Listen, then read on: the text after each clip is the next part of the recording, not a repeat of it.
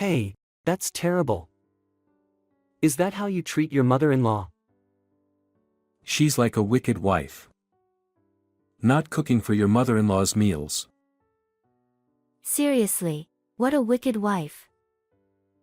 Relatives were blaming and accusing me. Then, my husband raised his voice. The blame isn't on my wife. If you still speak ill of Tanya even after hearing this, I will cut ties with every single one of you right here. Saying so, my husband held up his smartphone towards the relatives. The relatives were left speechless by the abusive voice of my mother-in-law coming from the smartphone. Living together with my mother-in-law. That was the condition for marrying William, my husband. My name is Tanya. It's just my mother-in-law, my husband, and me living together in my in-laws' house. Initially, I wasn't completely without concerns about living together. The joy of marrying the man I love overshadowed any concerns, and I believed we could make it work. That is, until my mother-in-law escalated things to this extent. Looking back, there were signs before we got married. It was when I heard that my mother-in-law caught a cold, and I decided to make a vegetable-rich stew to visit her.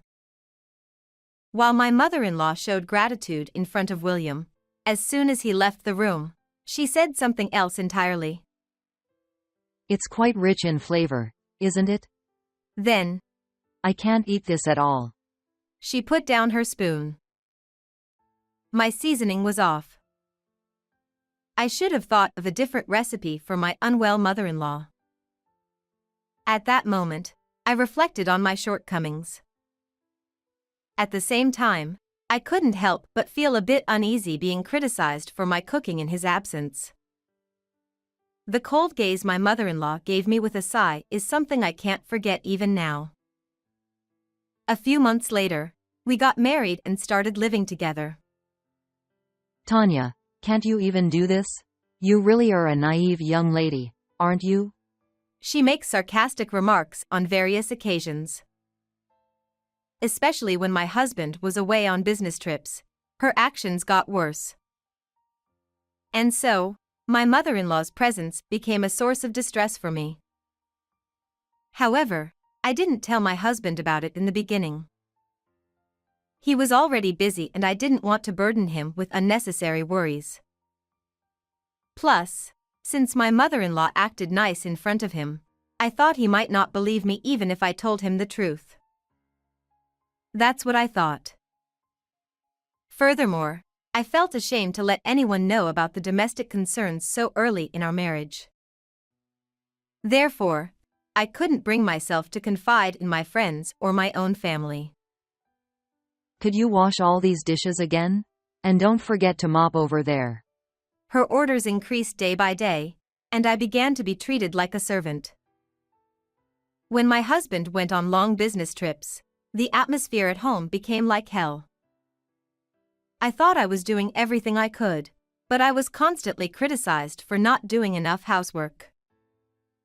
She would complain about the brands of groceries I bought, saying, "I hate this brand," and there was always a complaint no matter what I did. Finally, I reached a breaking point and decided to confide everything in my husband. I couldn't go on like this anymore. The pressure and anxiety had become unbearable. My husband was incredibly shocked when he heard my story. I had no idea that was happening. I'm sorry for putting you through such a tough time. It's not something you need to apologize for, William. No, I should have noticed sooner. But still, I can't believe my mom would say such things. It seemed my husband hadn't realized how coldly my mother-in-law was treating me all this time. He was in disbelief, but he listened sympathetically without doubting my story. I felt reassured that my husband was on my side and that he truly loved me. I still think it was the right decision to trust him and open up about everything back then. The next day, my husband talked to my mother-in-law about everything. Thanks to that, she stopped making negative remarks. At least, that's what I thought for just one day. The following day, she said something like this. Why did you have to make William talk to me? That poor boy, being dragged into his wife's petty complaints. Petty complaints? Does she just see it as nothing more than a wife's whining? I've been trying to help you in various ways, so you should be grateful to me. My mother-in-law spoke as if everything she did was out of kindness. The mistreatment didn't stop there. In fact, it only seemed to worsen and accelerate further. Before I could take a bath, she would empty the bathtub. She would wear my shoes without permission, go out, and return with them covered in mud. Then, one night when my husband was away on a business trip. Tanya, you're still terrible at cooking. Is this pork undercooked? It should be thoroughly cooked. Shall I cook it again just to be sure? Forget it. I don't want to eat your cooking anymore. I don't need anything from you anymore. The meat was already thoroughly cooked, but I reached for the plate to cook it again just to be safe. Then, my mother-in-law swept my hand, along with the plate, away. The plate shattered, and the freshly cooked meal scattered across the floor. She walked past it as if nothing had happened and left the room. Why did it have to come to this? I couldn't sleep that night.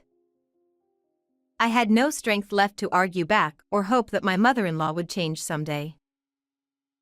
I just kept crying.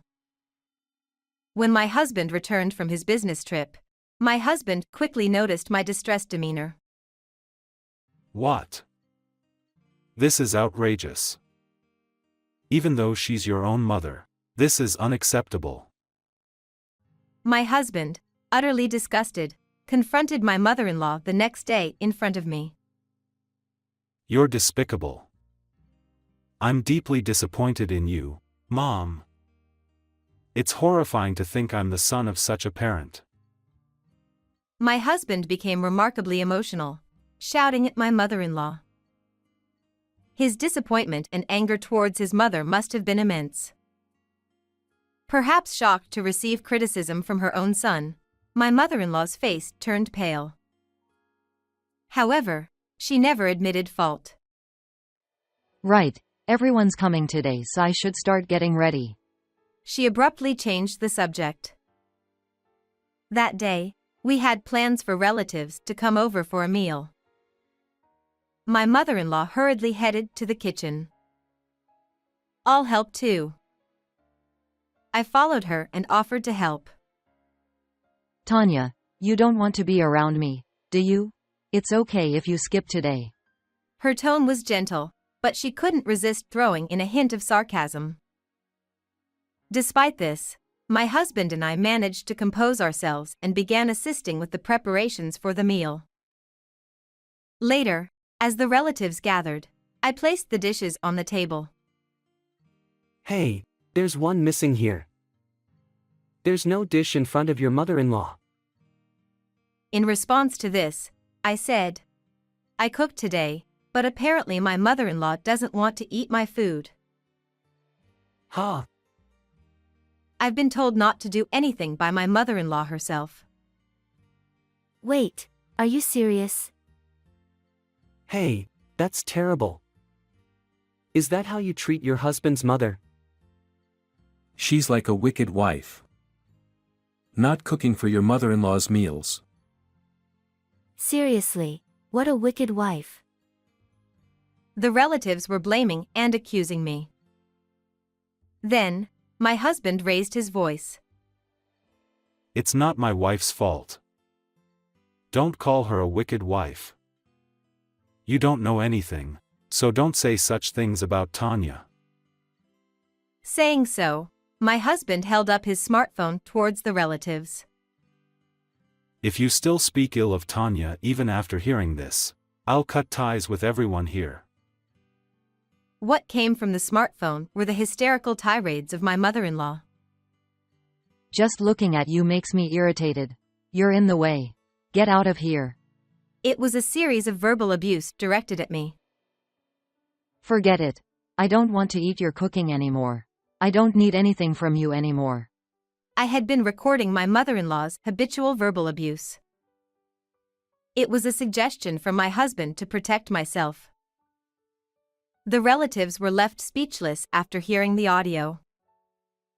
For me, the time felt incredibly long as the pain of being subjected to verbal abuse resurfaced. My husband explained that it was his instruction not to prepare a meal specifically for my mother-in-law. I received apologies from the relatives, and my mother-in-law was served a meal by them on the spot. Eventually, the situation was resolved. My mother-in-law sat there, stunned and speechless with her head down. That night, after the relatives had left, my husband made it clear to my mother-in-law. I've had enough. We can't live together anymore. We're moving out. For the first time, my mother-in-law apologized. I'm sorry. I apologize. Maybe I was relying too much on Tanya. I'm getting old and I've been feeling lonely. I promise I won't say mean things anymore. Let's live together. Seeing my mother-in-law bowing weakly, I didn't feel sorry for her. I thought it was too late. She was the one who created this situation herself. We left my in-laws' house afterward. Now, we're living alone in our new place. It's the first time since our marriage that we've been able to enjoy peaceful days. My mother-in-law often sends WhatsApp messages to my husband, but he doesn't reply at all and seems to be keeping his distance from her. We have no intention of returning to my in-laws' house for a while. Even the relatives who used to gather there for meals a few times a year no longer visit my mother-in-law. I do feel a bit sorry for my mother-in-law being left alone. However, she brought this upon herself. I vowed to cherish the happy moments with my husband William and live life to the fullest from now on.